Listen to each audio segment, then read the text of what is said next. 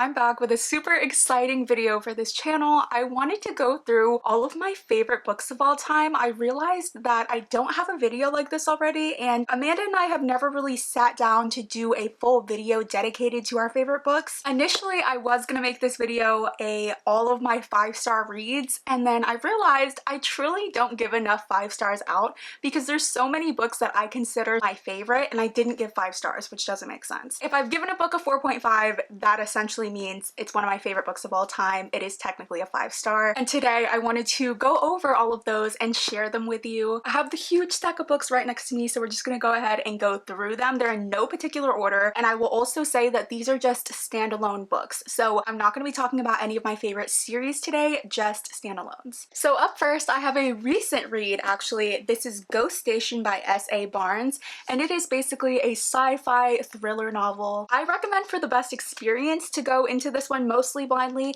The only thing I'll tell you is that we are following a crew that is exploring a planet, and as they're collecting data, some strange things start happening and they start getting picked off one by one. So there's this huge mystery we're trying to figure out. There's a bunch of horror elements. I thought this was such an entertaining read. I thoroughly enjoyed this from start to finish. So if you haven't checked it out and you want to read a more sci-fi thriller book, I would definitely pick this one up. Up next, I have a literary fiction, so we're switching genres. This is Almond by Won Pyong-sun, and this is one of my favorite reads of last year. This did get a 5-star for me. In this book, we're following a kid who has a brain condition, and it makes it really hard for him to experience emotions like anger or fear. But this tragic event ends up occurring, and we're basically watching him try to navigate his way through the world on his own. This was honestly nothing like I was expecting. It was sad and devastating, but also filled with so much hope and human connection. There's themes of friendship and bonds, and this, I just can't say enough good things about it. The story itself is unlike anything else, but the writing on top of it just makes it absolute perfection. I love this book. I will never stop recommending it, so I knew I had to include this if I ever do a favorites type of video. A more recent favorite book of mine is So Thirsty by Rachel Harrison. This was the first book I read by her, and it still remains my favorite one. This story just felt so refreshing, which is odd because this is a vampire novel, but it's set in modern day times, so it felt very realistic. The story wasn't too over the top. It made it feel very relatable. It's one of those that's a little more strange and maybe outside of your comfort zone, but the metaphors and symbolism and everything really stands out. It was so good. All around a great read. I gave this a 4.5. Definitely check it out if you haven't read it before. The next one I have is a classic, and it is The Flowers for Algernon by Daniel Keyes.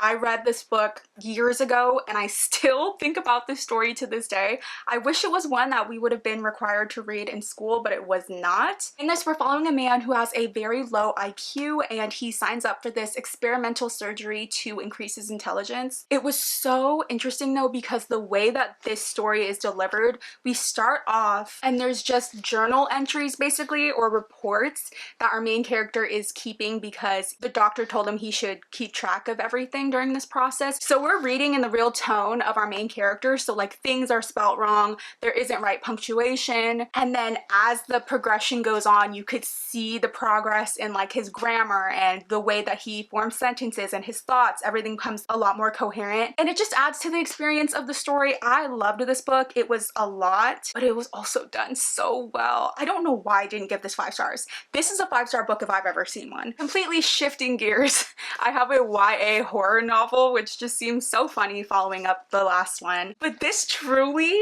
is such a fantastic book. I wish that it got the hype that some of the other like super popular book talk books get, because this is incredible. It's a perfect spooky story. There's 3 sisters and they all went missing for months at a time 10 years ago. When they got back, they couldn't remember anything that happened to them. But when one of the sisters goes missing again, the other 2 have to uncover what actually happened to them all those years ago to find their sister. This story has insane twists though. It's dark and creepy. It's perfect for spooky season, but I was scared during some of the scenes. It was just overall fantastic. It's a short read too, but I think I included it in like one of my favorite books of 2024. It was that good. I actually have another classic on this list, and it is The Alchemist by Paulo Coelho. If you haven't read any classics, this is definitely the most easygoing one, I think. At least for me, it was super easy to follow, and I loved so many of the quotes and life lessons in this. We're following a young shepherd boy named Santiago, and he's on this journey to find treasure. He meets a lot of different interesting people throughout this journey, and all of them teach him different life lessons,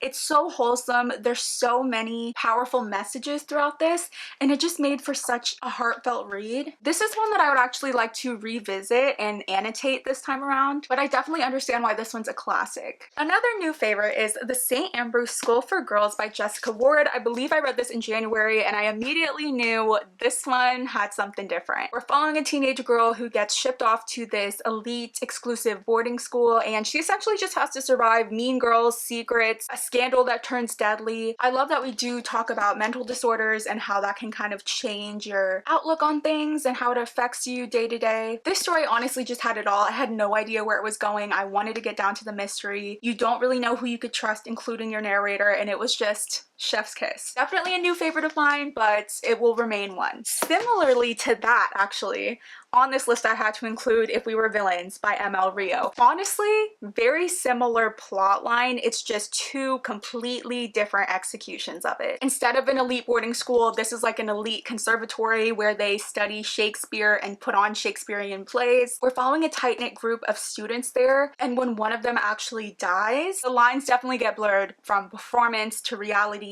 I like how at the beginning of this book we're actually set in the future, and it's the detective going to talk to this person that was sent away for the murder, and he's asking for what really happened. He wants to know the full story, so the entire time our main character is just telling us what happened all those years ago at this school. Another one that in my head I gave it 5 stars, but I think on Goodreads I gave it a 4.5. Up next I have The God of the Woods by Liz Moore. I truly think this is one of the best stories that I've ever read.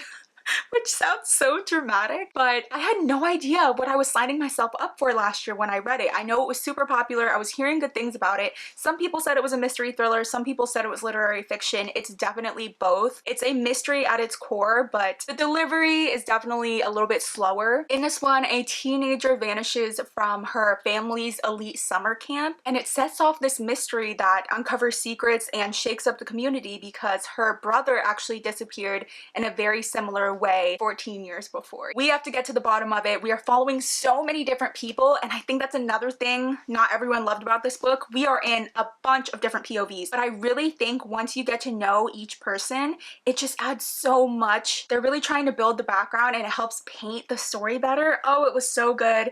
The ending was so good. This reminds me a lot of The Counselors by Jessica Goodman. That's a YA kind of mystery thriller that takes place at a summer camp. This is like the adult version of that one. So if you read that one, read this one, and vice versa. Up next, I have a super wacky wild card one, and it is Rouge by Mona Wad. I think I talked about this in my favorites of last year as well, but Mona Wad is just the queen of fever dream stories. But for her to be able to write in the way that she does, like I feel like she's a literary genius. In this one, after her mother's mysterious death, this woman who's kind of skincare obsessed gets drawn into this cult-like spa in search of eternal beauty. It's definitely so much more than that. There's so many layers. This is someone who's very like metaphor heavy. I mean, she talks about like the beauty industry, the expectations on women, the lengths that they'll go for this beauty, all while having these like horror elements sewn throughout. It definitely took me a while to get into her writing because I truly didn't know what was happening most of the time. But when this one came around, I had a better understanding of the way that she writes and the way that she tells stories, and I just thought this one was fantastic. It's super weird and wacky, but it was also so good. And honestly, this is different from anything else that I have on my bookshelf. So for that reason alone, it's one of my favorites. Since you guys know I love a young adult mystery thriller, I have to include That's Not My Name by Megan Lally. I know this was a pretty big one last year as well, for good reason. A teenager wakes up on the side of a dirt road with no memory of how she got there. She ends up at the police station. They also have no idea who she is or where she came from. Then a man barges in and claims that that is his daughter. He has pictures of her growing up. He has her ID and everything, so she goes home with him. But while she's home, she starts questioning what is real. This is one of those where once you start reading, you're not going to be able to put it down until you finish it. This one truly caught me off guard. Any prediction or whichever way I thought the story was gonna go, it would catch me off guard, go a completely different route, and by the end of it, I was crying. It is fantastic. I know some people didn't like it, but for me, a lover of young adult and mystery thrillers, this was perfection. This one had me really excited for Megan Lally's other books though, so I gave this one 5 stars. Hopefully I give her other books 5 stars as well. Up next, I have The Song of Achilles by Madeline Miller. But let me start by saying I read this one time, bawled my eyes out, gave it 5 stars, and then never picked it up again. And I read this so early on in my reading journey that I don't really remember everything that happens. I don't think I would necessarily want to put myself through this emotional roller coaster again, but I know that I felt so deeply connected to both of these characters and their love story. I remember the writing being so poetic and beautiful that this is one of those where I trust that this was a 5-star read, and that's why I'm including it on this list. Maybe I'll reread that someday soon,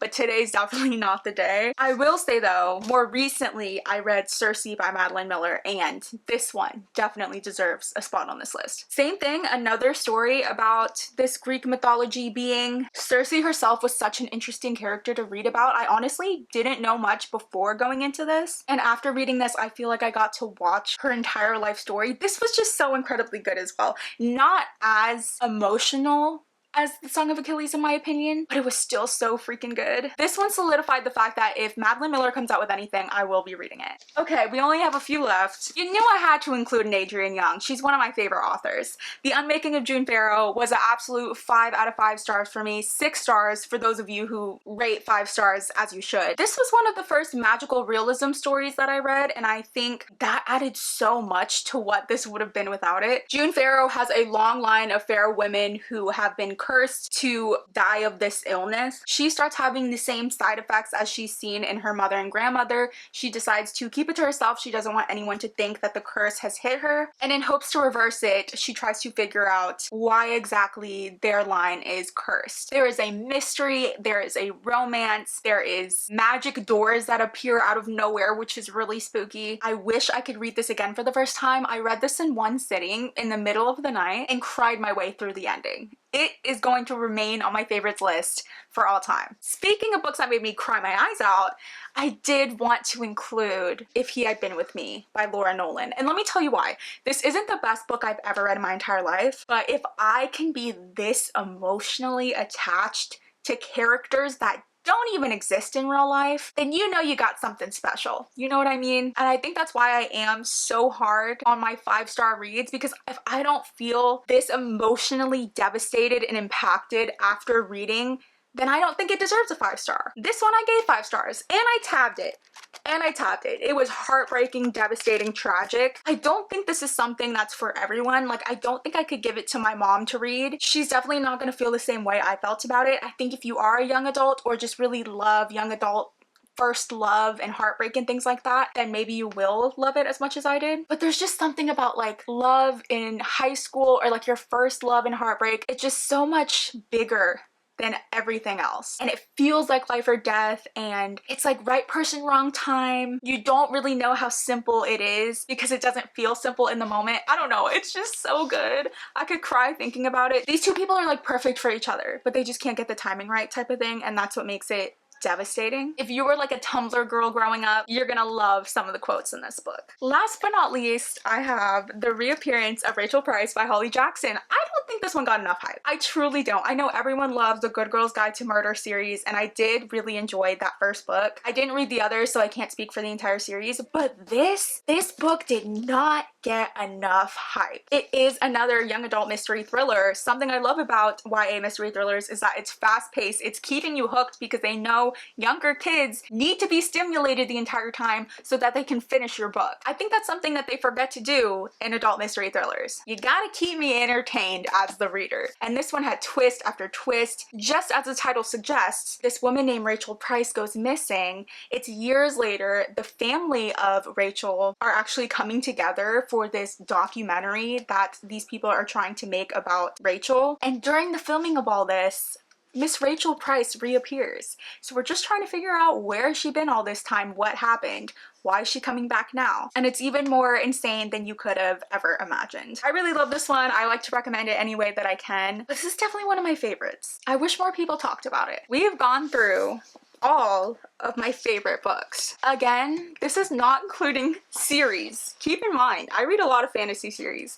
but I wanted to just go over like all of the standalone books that I think, in my opinion, are like either perfect, or if I had to tell someone all I do in my free time is read, and they ask me, oh, what are some of the books you like, I feel confident that I could pull any one of these books and stand behind the fact that it is one of my favorites. I also wanted to make this video because I know my tastes have definitely changed, so maybe in a couple years my favorites list will look a lot different than it does now, but at least I'll know in the year 2025 these are my favorite books of all time. Let me know in the comments some of your favorite books of all time. I do need some new recommendations. Hopefully you guys recommend some that I already own and I can move up on my priority list. But I had a really fun time putting this together. So thank you guys so much for watching. Make sure to like and subscribe if you haven't already. Also make sure to subscribe to Loranda Reads, my shared account, if you haven't. I know I say it every video, but I never know what to film on this channel, so please leave me suggestions in the comments. Thank you guys so much for watching. Make sure to like and subscribe, and I will see you guys next time.